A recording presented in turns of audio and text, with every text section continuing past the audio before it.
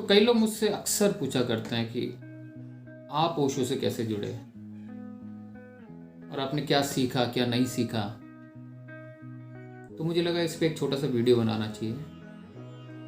तो 5 साल पहले न जाने कहाँ से ओशो का एक वीडियो मेरे यूट्यूब फीड पे आ गया, और उसके बाद तो जैसे उनके वीडियोस और किताबों का उनकी किताबों की मेरे जीवन में एक माला सी बन गई। आप पीछे रैक पे देख रहे होंगे, न जाने उनकी कितनी किताबें होंगी।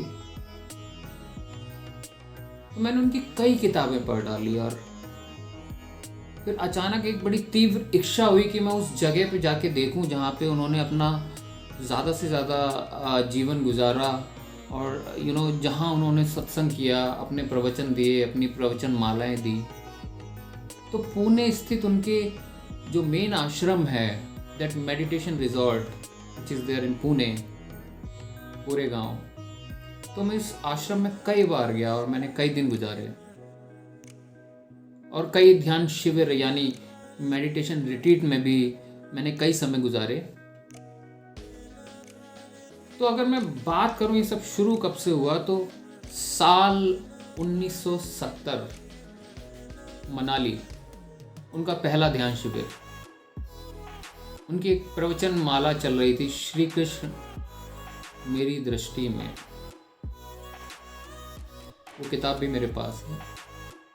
तो वहीं से ओशो के एक नव संन्यास आंदोलन की शुरुआत होती है, और इस दौरान उन्होंने दुनिया भर के धर्मों में प्रचलित संन्यास से बिल्कुल अलग, बिल्कुल भिन्न एक नए तरह के सन्यासी होने का एक कॉन्सेप्ट लोगों के सामने रखा।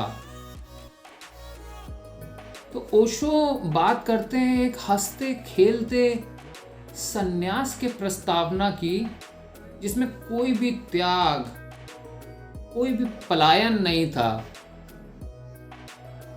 घर छोड़ के भाग जाने की कोई जल्दबाजी नहीं थी, और ना ही इस पर जोर था।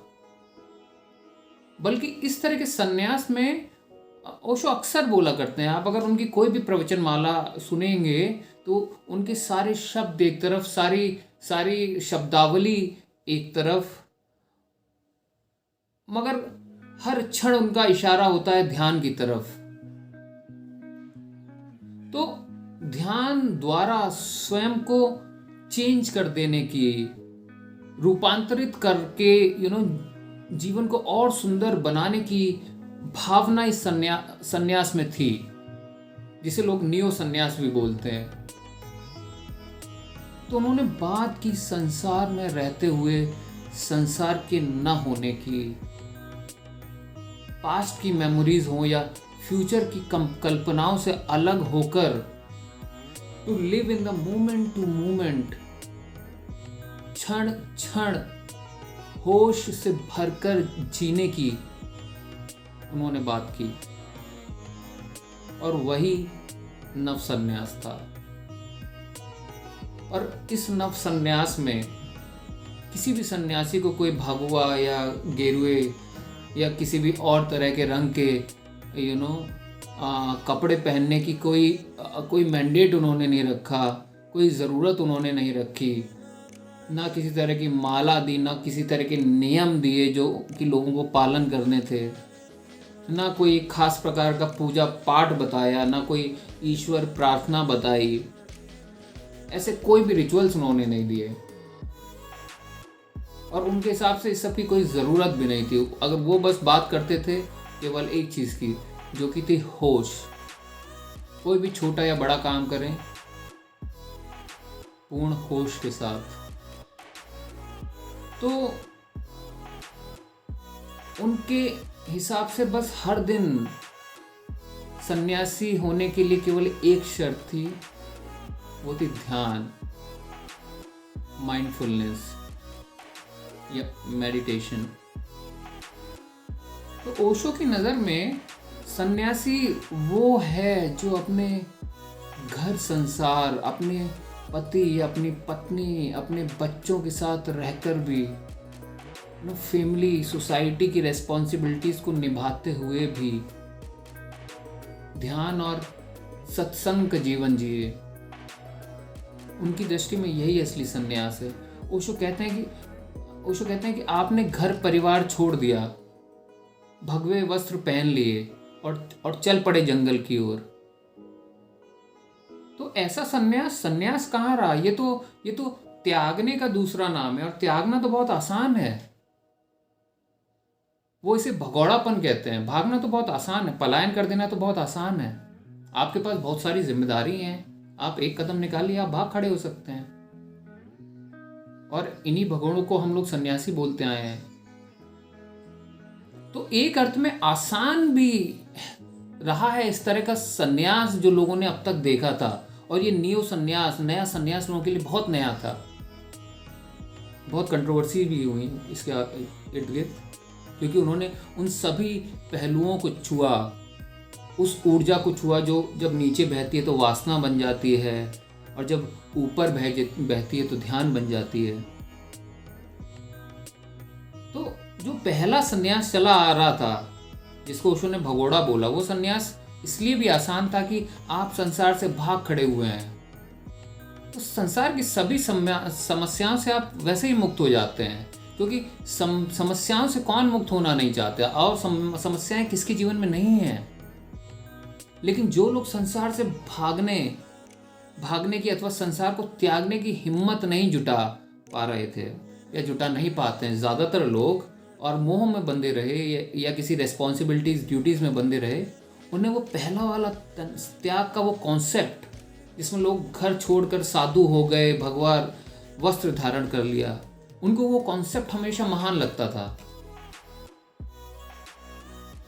तो संसार के विरोध की गलत फहमी पैदा होती जा रही थी। तो ओशो ने कहा, और मतलब बड़ी आप भी सोच के देखिए, संसार ये सन्यास ये भी क्या लिया जा सकता है कि आप एक भगवा वस्त्र धारण कर लें, आप हरिद्वार चले जाएं, ऋषिकेश में चले जाएं या हिमालय पे चले जाएं, तो क्या आप सन्यासी हो जाएंगे? क्या कुछ कर देने से आप सन्यासी हो सकते हैं? क्या कोई कहेगा कि ज्ञान मैंने ले लिया है, मैंने 4 किताबें पढ़ ली, मैं ज्ञानी हो गया, भले उसका मुझे तजुर्बा ना हो? तो लिया हुआ ज्ञान भी क्या कोई ज्ञान होगा? ऐसे ही लिया हुआ सन्यास भी क्या सन्यास हो सकता है? सत्य को, अगर मैं दूसरे शब्दों में कहूं, सत्य को क्या ओढ़ा जा सकता है? शायद सत्य को जगाना होता है। इसी तरह जैसे कि मुझे समझ में आया, सन्यास का भी शायद किसी क्षण जन्म हो जाता है और हमें भी नहीं पता चलता। और जैसे मैंने ओशो को समझा या नहीं समझा, या कोशिश कर रहा हूं समझने की, तो जो समझ में आता है उस समझ से हम अगर ध्यान का यूज करें तो हम परिवर्तित होते जाते हैं। जैसे जैसे हम अज्ञान के पर्दे हटाते जाते हैं, ना कि किताबों से, ना कि किसी और गुरु के शब्दों से, बल्कि खुद के भीतर उतरने से, जैसे जैसे परत दर परत हटती चली जाती है और हमारी चीज़ों को देखने की दृष्टि बदलती है। कोई नाराज़ है तो क्यों नाराज़ है, कोई गुस्सा है तो क्यों गुस्सा है, या आदमी को मार देना चाहिए या उसकी पर्सनैलिटी बदलनी चाहिए, इस तरह के सवाल मन में उठना शुरू हो जाते हैं। और अचानक आपका भी आचरण बदल जाता है। तो संसार तो जहाँ का तहाँ होता है, पर हमारे भीतर संन्यास का जन्म होने लगता है।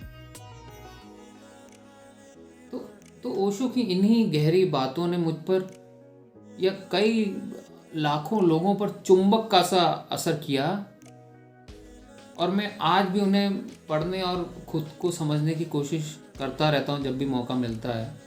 और आज अचानक से पता नहीं, मैं कोई और बनाने निकला था और अचानक से ओशो के बारे में आज कुछ कहने का मन होने लगा, तो कह डाला। किसी दिन और किसी और टॉपिक पे बात होगी, शायद ओशो के बारे में या किसी और स्पिरिचुअल टॉपिक के बारे में। तो आज बस इतना ही। नमस्कार।